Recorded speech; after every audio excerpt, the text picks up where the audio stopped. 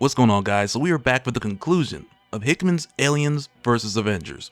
And this one answers a lot of questions that we had leading up to this. So we just got to get right into it. But first, if you're enjoying these videos, be sure to drop a like, subscribe if you're new to the channel, and don't forget to hit that bell up top to get all notifications.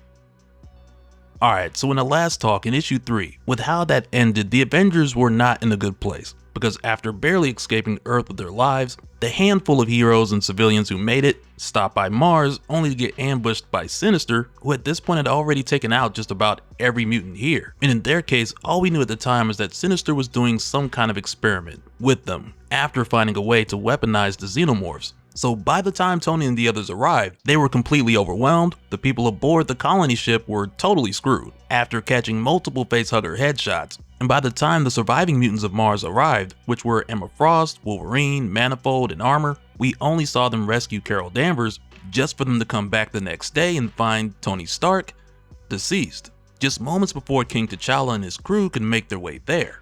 But now when we come back, we pick up at Bar Sinister, with him telling a group of Xenomorphs to come closer and closer, and it's very ceremonious, with him saying here, "It's time. Oh, it's time. You can feel it too, can't you, my lovelies? I was a man. Then I became a mutant. So many special strands of mutant DNA in this body. And now I am becoming something more. I am becoming."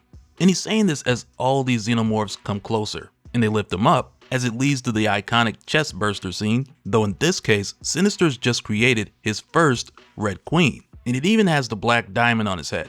And now with this group at Bar Sinister, much like how he followed Carol and the others through to the next day, we're shown the Red Queen's growth over the next 24 hours. And with how this happens, it's quite literally described as a coronation ceremony, with this not only being the first Red Queen that Sinister's produced, but also for him it's like the next stage of his evolution, starting from a man and becoming a mutant, and now a Xenomorph Queen, while still having the prior pieces or mutant abilities and intelligence intact. And it's crazy because countless other Xenomorphs from all around, they swarm in to acknowledge him. But aside from this first Sinister making his transition, the other Sinisters also have queens growing in them as well. And for a moment here, we even see how the other Sinisters are eagerly anticipating for this to happen, with a few of them saying here, "And soon enough, we will need a larger throne, as we too have the same thing growing in us." As another one says, "Frankly, I can't wait much longer for it to happen. I mean, I like a Sinister as much as the next Sinister, but all this groveling makes me itch."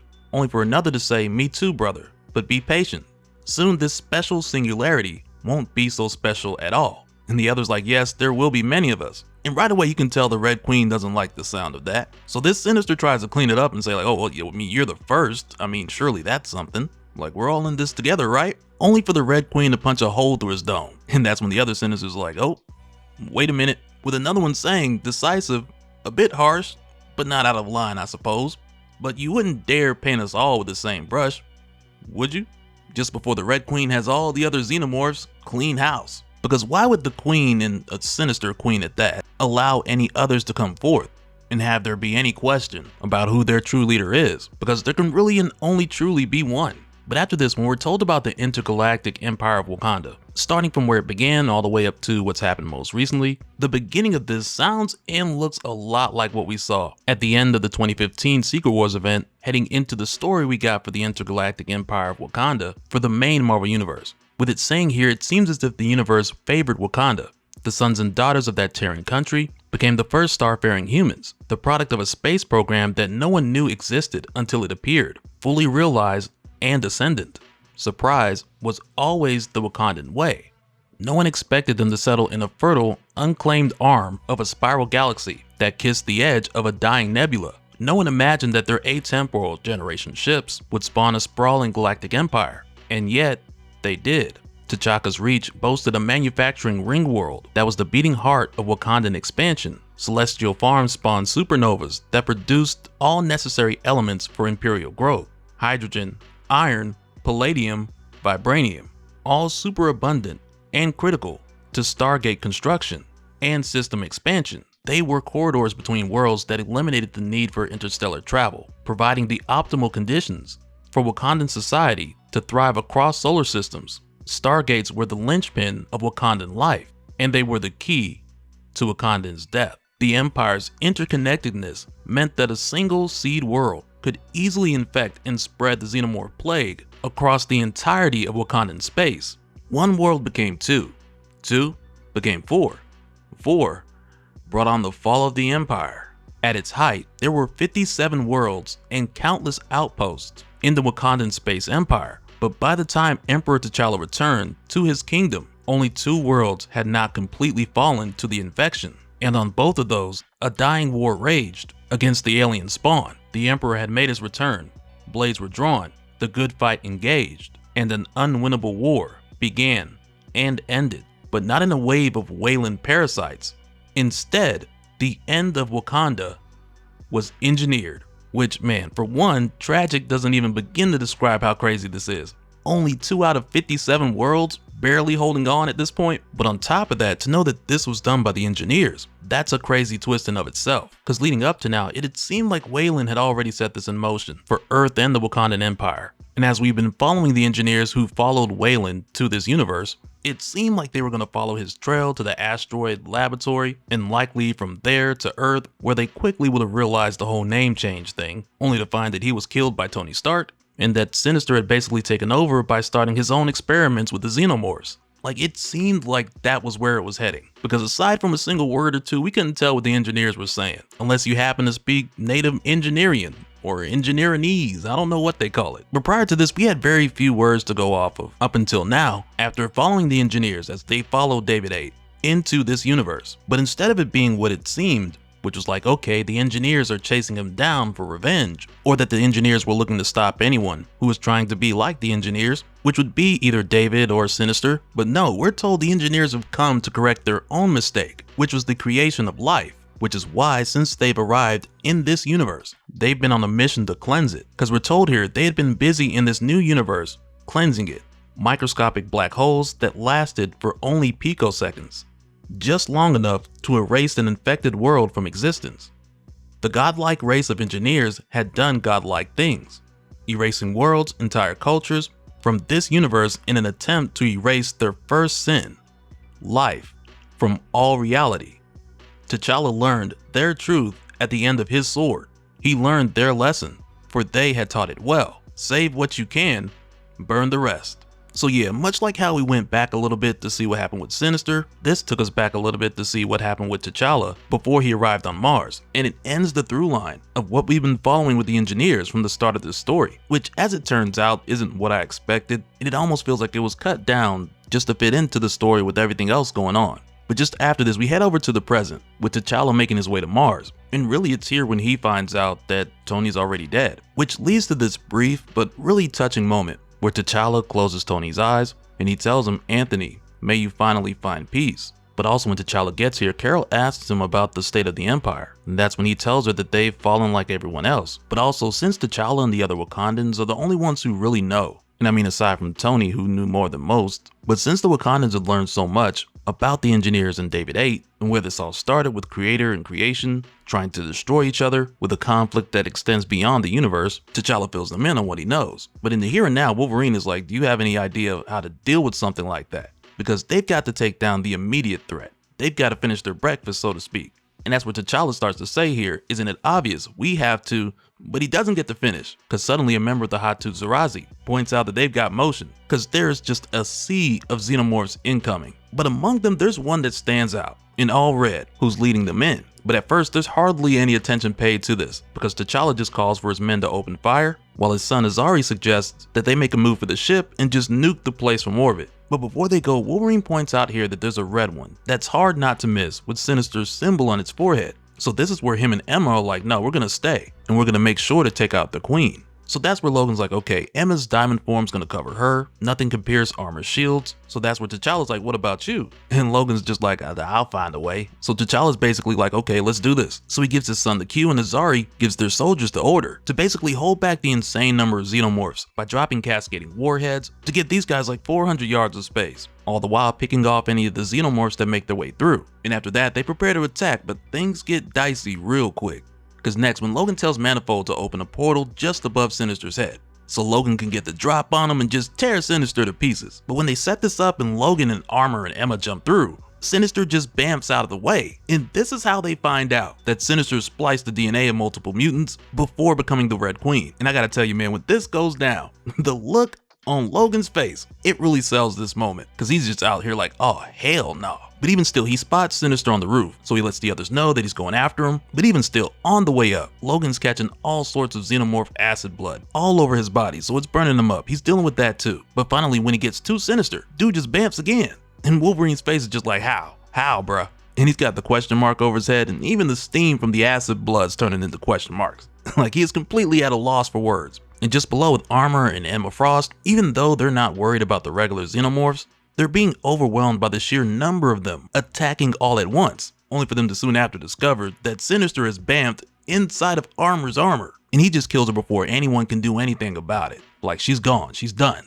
And with Logan still sizzling on the roof, next we see Sinister turn his attention towards Emma. So it's right here where T'Challa tells Carol Danvers, like, they failed, and we won't hold here for long. My son was right, we have to go, Carol. And she just tells him, no, I shouldn't have run the first time, and I'm not running anymore. Because like we've seen prior to this, it's been 2 times where Carol has left others behind. The first time was with Cap and Bruce, the second time was with Tony. So she goes out there and with no intention of coming back. Like, she's gonna give them all she's got. So T'Challa tells her to be careful, and Carol's like, careful is for those who plan on coming back. And I mean, I don't know if it's just the way that I'm looking at it, but I almost feel like T'Challa's telling her to be careful because they don't want no Captain Marvel Xenomorphs running around here. But instead, basically, Carol, she gets her heroic ending. Kind of. Because though she is able to take out an insane number of these Xenomorphs, it isn't long before they see that sinister Red Queen rising from the ashes and the flames. But now with the red shiny skin, with the lines going through it looking like Colossus, which wasn't the case before. But like we were shown earlier on in the series, Sinister had already added to himself the DNA of multiple other mutants. So really and truly, there's no telling how many powers Sinister has managed to combine and take with him into the Red Queen. And I mean, who really knows what else is in there? Because for all we know, he could have also snorted some crimson gem dust like Kane Marco, which would have been a whole nother playing field. But hey, like, just the thought of a Xenomorph juggernaut, like, that would have been way too much. But after surviving Kamikaze Carol, next Sinister makes his way over to T'Challa and the others, who at this point are all finally taking Azari's advice as far as getting to the ship and just nuking the place. But when they do, what appears to be a huge Xenomorph, it approaches from behind Azari. And it's here where we're taken to the last flashback that shows us what happened with Tony and Miles. Because there was this moment in issue 3 where it was like these two disappeared while Carol was holding off the Xenomorphs before she got overwhelmed. But going back to this moment here from the day before, this picks up after Carol was saved by Emma and the others. And it was here where Tony was like, Miles, I think we should follow her lead. So Miles was like, you ain't gonna find me complaining. So at the time, this is where Tony told Miles, I'm going to set my suit to purge the area. A widespread repulsor array at maximum power. It should clear the area and let us make our way to cover. Hopefully regroup and figure out what to do next. So they get ready to do just that, but suddenly Miles' spider sense goes off just before Tony finishes the countdown, because at this point one of the Xenomorphs was able to get close enough to take Tony out. And man, this is another moment that just hurts, because now we find out that Tony was 1 second away from making it out of there. But now with Tony down, Miles has got to get out of there. And I mean, he's got to stand up in the motor and bust the dashboard to get out of the blast radius. And he's able to make his way out of there just in time. And when he gets back to Tony, he gets ready to tell him like, man, it's looking bad. But Tony's just like, I got onboard diagnostics. You don't need to tell me how bad it is. And I can only imagine at this point the check Tony light is on. Because he goes on to say here, I'm not going to make it. Do you know what you need to do? And this just has Miles like, what do you mean? Only for Tony to tell him, I wasn't talking to you. Do you know? And that's where the Venom symbiote responds saying yes. So Tony's just like, then do it. And from there we see the symbiote reach out to Tony, which I mean, hopefully, okay, I'll come back to that. But this is what takes us back to the present time, because Miles is back and Venom looks like he eats Xenomorphs for breakfast. But when they get here, Venom and Miles are mad chill. And Miles is just like, we saw there was a ruckus going on. Looks like we're almost too late. So Azari just tells him, no, you are too late. They're on us. And while looking at the Red Queen, Azari's like, it's the big one that's the problem. Nothing we've done could stop it. It's carrying mutant genes and cutting right through us. So Venom's like, oh, the red one. Let us try. And mind you, at this point, the Red Queen is about to tackle Azari. Like, Sinister's coming in hot just before Xenomorph Venom intercepts Sinister. Only for Azari to be standing there like, man, he had me scared, but I held my own, forget that. But man, when Xenomorph Venom jumps on top of Sinister and they just slam into the ground, it's like one of those moments in wrestling back in the day where all you hear is, watch out, watch out, watch out. And just before, bang. Dun, dun, dun, dun. But Venom gets right to it, only for Sinister to bamf behind him, punch through his back, and seemingly just dominate, even tearing Venom in half at one point. But we already know it's going to take a lot more than brute strength. to completely stop a symbiote. And it just makes for one of these moments where it's like, as Sinister starts to walk away and the Venom symbiote starts to completely cover him, this makes for one of those moments where it's like, we know that the Venom symbiote can override a facehugger, but to take this chance on the Red Queen, there's still a huge risk factor here. But even still, Venom manages to cover and fill the Red Queen, only to then burst out of its chest. And immediately, the other Xenomorphs just stop and look for a second before they take off. And I'm gonna tell you right now, this roar that Venom lets out right after, it's just raw and primal dominance here, with Venom being the alpha of the species. But again, all the other Xenomorphs, they just go off running. So from here, Miles asks T'Challa, what now? Just before we jump forward to a month later, with them all making their way to the asteroid laboratory. And T'Challa says here, all of our dreams have ended. We are awake, and all we have left is a barren, broken universe where no new thing can grow. This was their doing. Gods who regretted what they made and thought they could erase us, simply because they frowned on their creation. And somehow, worse than man's creation, whose hate has driven them mad, full with unholy purpose, and now we find ourselves here, hovering over a black hole, right where the whole thing started. So Logan's like, it's a sad story, no doubt, but it doesn't really answer the question. So that's where T'Challa's like, perhaps the point is best left for others to make, as he activates Iron Man's helmet, and it plays one last message from Tony, which says, I am Tony Stark, and these are my final words. As I record this, I am dying, but also have death growing inside me. It's strange because I've been obsessed for so long with plans of survival that I've never allowed myself to think about my end. And facing it now, if I'm being honest, there's some relief knowing that I denied death's embrace for this long. I spent my life building things, making things, creating. I suppose in a way it makes me the antithesis of what we face, some vile thing that lives to infect, consume, and destroy everything we are, and everything we have made. All that humankind seeks to leave behind, made ash in the mouth of an alien parasite. I have died fighting that, and instead of surrendering to hopelessness and defeat, I hope that you will too. Seek it out, stand against it. In other times, in other universes, avenge all of our fallen brothers and sisters, avenge all our fallen worlds, and if you don't mind it too much, avenge me. So yeah, with how this ends, with just the remaining heroes as well as the survivors among the Wakandan ships, making their way to other universes to save them, this story now leaves us with these multiversal Avengers who are going from one universe to the next to take down other Xenomorphs, engineers, or even other androids, because also there's a good chance that they still got David's head. But yeah, there's just so much that Hickman has left this story open to explore. I just can't express how much I'd love to see more, because they're literally traveling to other universes, so there's countless possibilities as far as where this could go. And oh yeah, before I forget, I did say I was going to come back to this, because I wanted to say in Tony's final moment, when Venom reached out and seemingly just took Tony out of his misery, a part of me is hoping that this is used in some way to bring Tony back, because if he returns and they also have David's head, it could be interesting. But yeah, if you guys enjoyed the video, be sure to drop a like and let me know what you would like to see in a continuation of this story. Because for me, the first thing that jumps into my mind is the idea of Hulk being the last survivor on their home world and it turning into a planet Xenomorph Hulk situation, where in that case, you already know he'd have a chip on his shoulder. But yeah, let me know what you guys think, and hopefully this is only the end for now. And so now real quick, I want to give a special shout out to all the patrons. Thank you guys for all of your support. And for anyone who's new here, who wants more information on how to support the channel, I got a link below where you can go to patreon.com/dopespill. But that'll do it for this one, guys. Let me know your thoughts down in the comments below, and we'll do it again on the next one. Alright, later.